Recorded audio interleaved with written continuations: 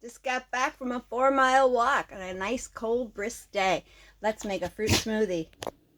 Using whatever frozen fruit you have, go for it. We got blueberries, peaches, strawberries from our garden, some golden raspberries, a banana that was going bad, and a grape hockey puck, which is just a bunch of grapes that we froze and into a muffin tin.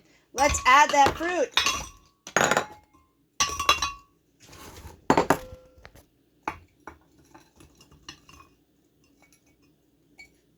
And we're gonna add some water.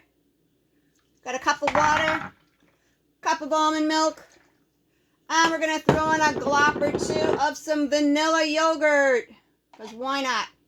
Use what you have, make it yours. Mix up that goodness. Psychedelic fruity goodness.